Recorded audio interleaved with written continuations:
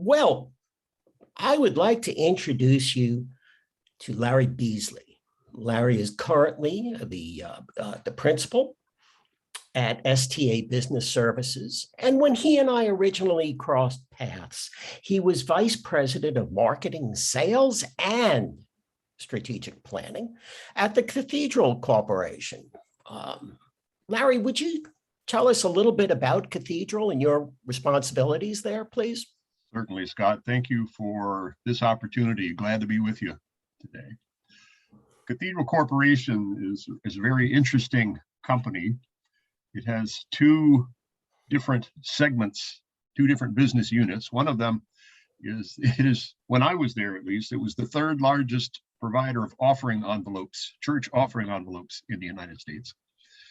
And the business services division was a digital printing and mailing service. Mm-hmm. We served some very prestigious names. Bank of New York Mellon was one of our largest customers. What we did for them and for any of our business services companies, I like to characterize it by saying we made the documents that make money move. Might be checks, remittances, statements, invoices, anything that has to do with the transfer of funds from one entity to another, or to report on the status of funds, like a bank statement, a credit union statement. So that's what Cathedral Corporation did. The guarantee to the customer, when I began my tenure there, was 100% data to mail integrity. We would account for every record that we received, every record that we produced, and every record that went out the door, so that we knew that we could produce 6 Sigma or better quality for our customers. It's an interesting proposition.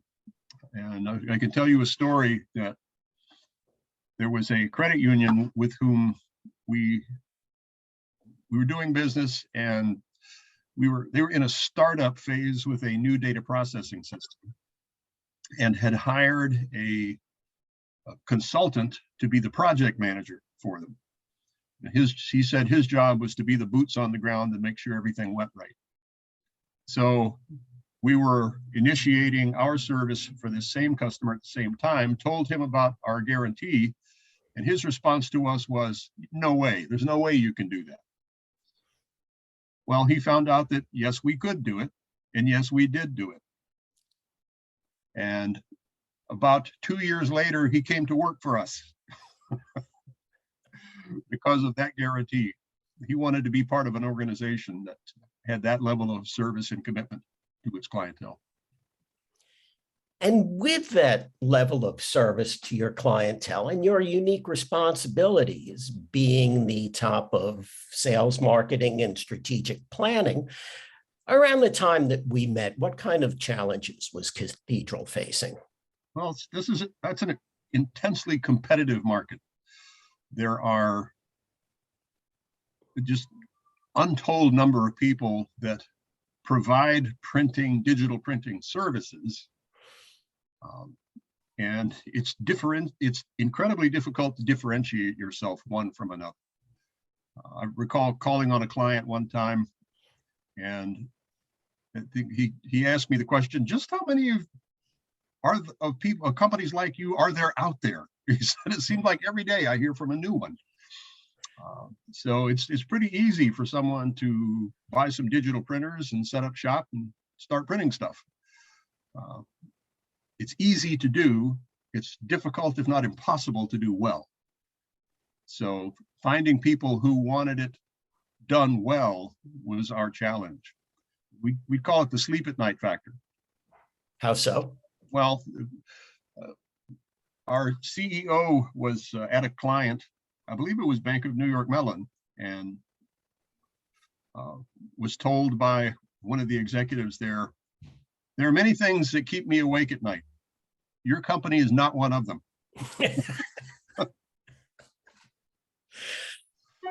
So faced with this competition, Right. What action did you and Cathedral decide to take? Well, we were interested in the notion of sort of a permission-based marketing model, adopting a permission-based marketing model. We had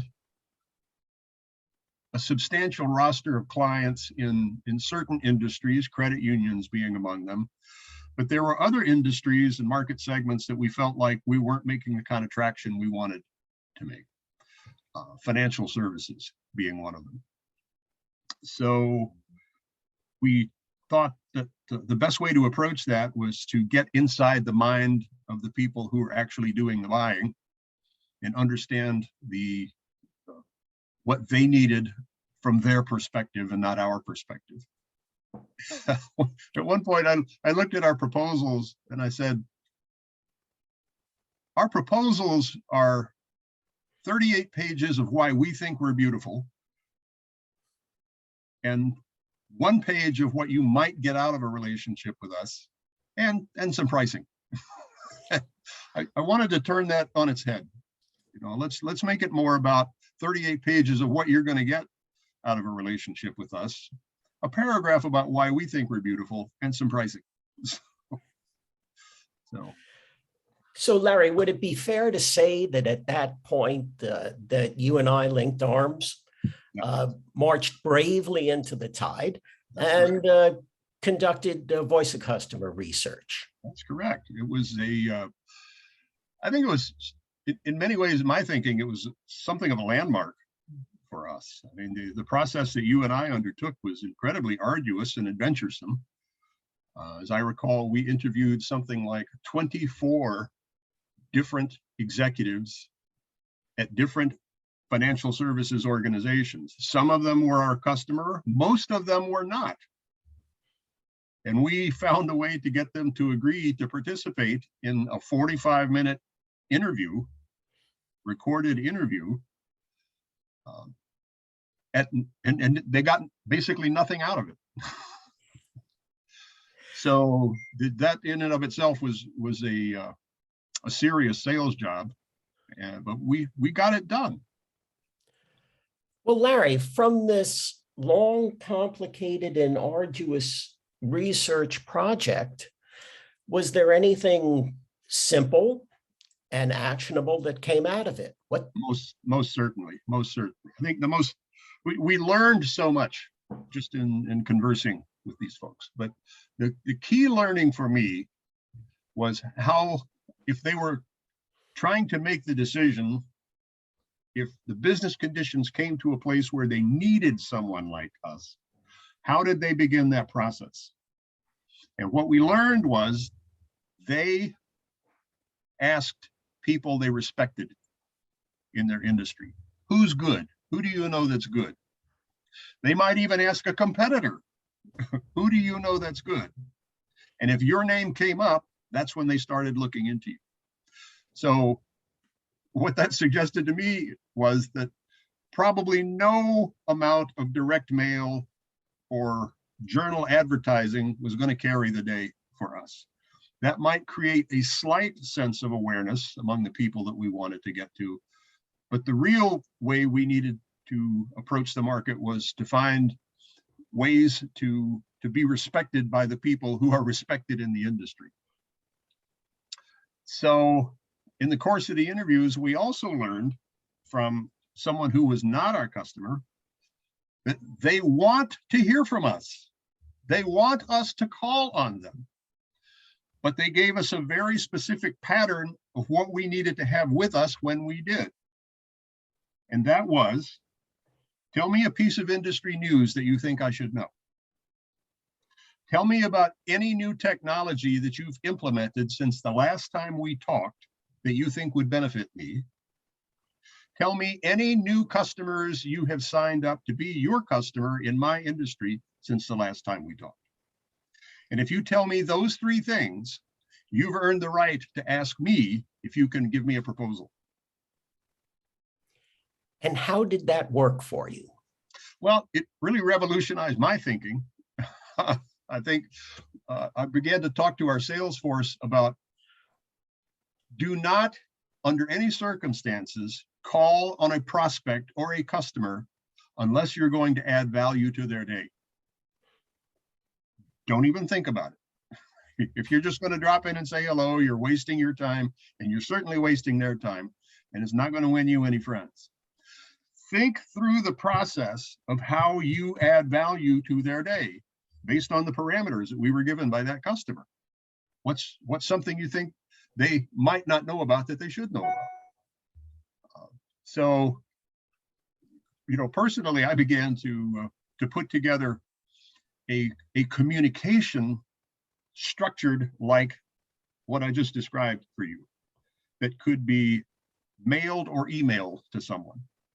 So it was a nice touch that could be sent. It's you don't have to worry too much. You're just trying to get their attention briefly to add a little value to their day, and then let them get on with whatever they're getting on with. And then if you catch them at the point where the business conditions are where they need you, they will engage you in a conversation at that point. I even started in the communications I was sending out, I would read a book on a business subject and just put a paragraph in the communication about that book. Hey, I learned something from this book. You might be interested in knowing this. And the response I got back from a prospect was, this is exactly the kind of company we want to do business with. Well, I don't know if you can get any better kind of response than that. Other than here's my money. No, you can't.